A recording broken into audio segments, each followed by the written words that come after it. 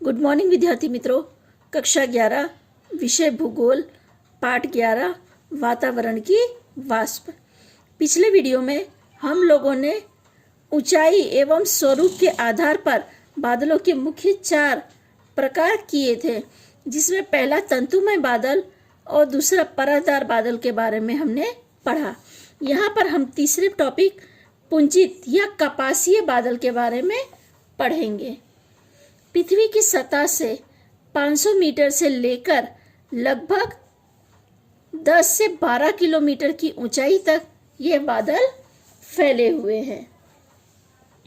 रुई के ढेर जैसे विशिष्ट आकार के कारण इन बादलों को पुंजित बादल कहते हैं।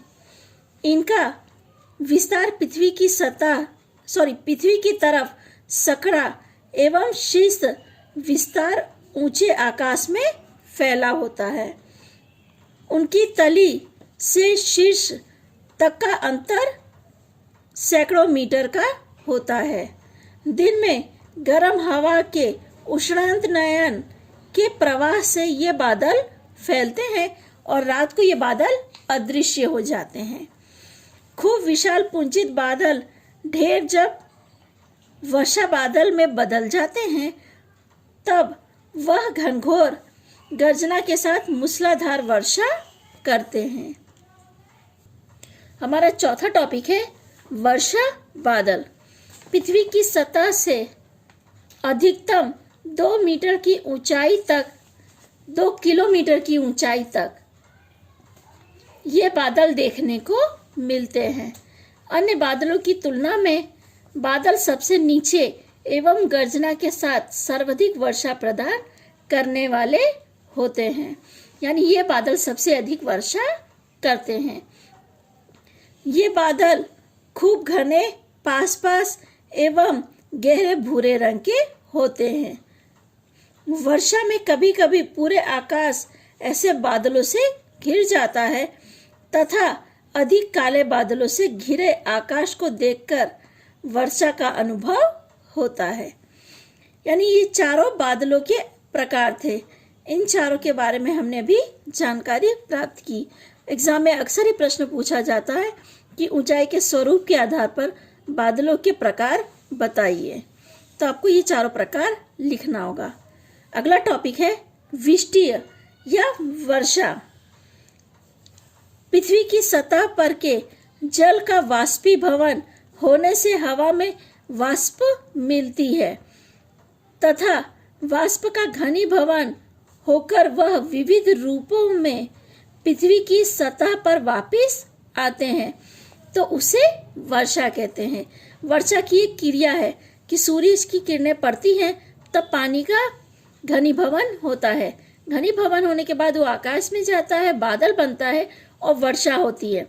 वर्षा के रूप में वो पानी पृथ्वी पर वापस आता है। ये क्रिया चलती रहती है। सामान्य रूप से वर्षा को इंच, सेंटीमीटर एवं मिलीमीटर में मापा जाता है। 1 इंच बराबर 2.54 सेंटीमीटर, 2.54 सेंटीमीटर बराबर 25 मिलीमीटर होता है। वर्षा मापने के लिए विविध प्रकार के वर्षा मापक यंत्र का उपयोग होता है। पृथ्वी की सतह पर होने वाली वर्षा के मुख्य 4 स्वरूप है। पहला हिमवर्षा, दूसरा ओले की वर्षा, तीसरा स्टील वर्षा और चौथा है जलीय वर्षा। ये 4 प्रकार से हम वर्षा देख सकते हैं।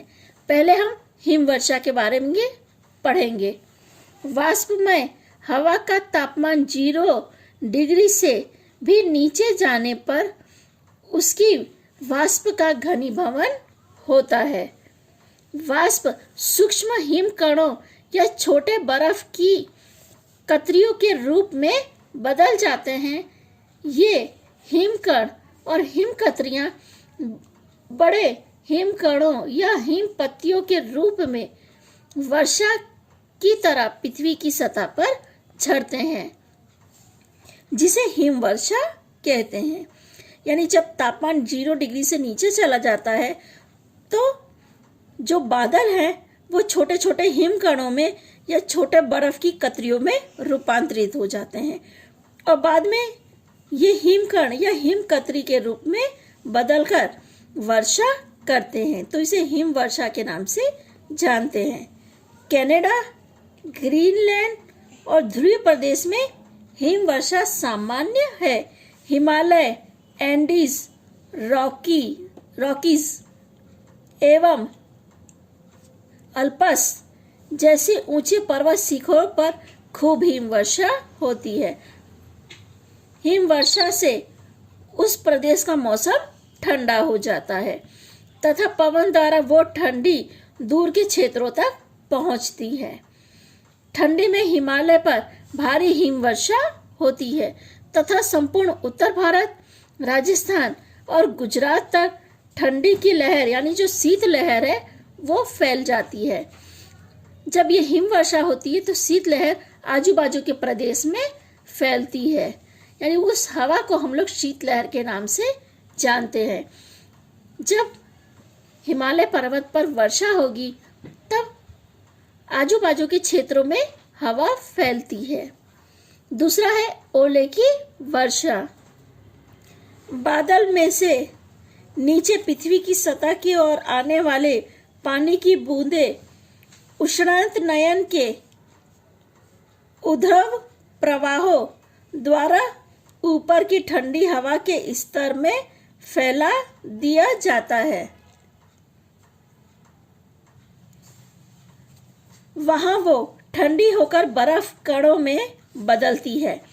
ये बर्फ के कण नीचे की ओर आते हैं, तब उस पर और भी वाष्प जमा होती है, तब बर्फ के बड़े कण जो बड़े बड़े कण हैं वो बनते हैं। कई बार तो ये बर्फ के कण नीचे पड़ने से पहले एक से अधिक बार उष्णांत की प्रवाहों में ऊपर नीचे फेंके जाते हैं। परिणाम स्वरूप वे कद में बड़े हो जाते हैं और अंत में पृथ्वी की सतह की ओर बर्फ के बड़े गोलाकार टुकड़े पृथ्वी पर पड़ते हैं, जिसे ओले की वर्षा कहते हैं। आपने देखा होगा बर्फ के टुकड़े पृथ्वी पर पड़ते हैं तो उसे ओले की वर्षा के नाम से जाना जाता है। कई बार ये टुकड़े छोटे होते हैं और कई बार ये टुकड़े कद में काफी बड़े होते हैं। ये प्रक्रिया वातावरण में जब होती है तो कई बार छोटे टुकड़े बड़े रूपों में परिवर्तित हो जाते हैं। कई बार ओले की वर्षा से खेती की फसलें एवं अन्य जो जीव सृष्टि है नष्ट हो जाती है। तीसरा है स्टील वर्षा। स्टील वर्षा का अर्थ है जमी हुई वर्षा होता है, यानी जो वर्षा जमी हुई है उसे स्टील वर्षा के नाम से जाना जाता है। वर्षा की बूंदें नीचे जमीन पर पड़ने से पहले बीच मार्ग में ही किसी अत्यंत ठंडी हवा में से गुजरती हैं, तब जम जाती हैं और बर्फीय कण के रूप में जमीन पर पड़ती हैं, जिसे स्टील वर्षा के नाम से जानते हैं। स्टील वर्षा में नीचे गिरने वाले बर्फ कण नरम या अर्ध जमे हुई अवस्था में होते हैं, जिसे बर्फ कणों के साथ पानी की बूंदें भी होती हैं। सामान्य रूप से ध्रुवीय विस्तार में से ठंडी हवा मध्य अक्षांशीय विस्तारों पर चली आती है, तब वहां पे कई बार स्टील वर्षा देखने को मिलती है। दुनिया के कुछ क्षेत्रों में जब भी स्टील वर्षा होती है तब मार्ग दुर्घटना बढ़ जाती है। चौथा टॉपिक है और आखिरी टॉपिक हमारा जलीय वर्षा। बादलों में निहित वाष्प जल की बूंदों के रूप में जमीन पर पड़ती है तो जलीय वर्षा कहते हैं।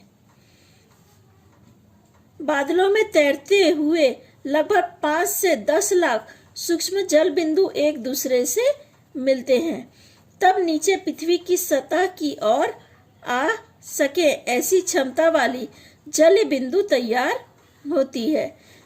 जल की बूंदें 5 मिलीमीटर व्यास से भी छोटी होती हैं।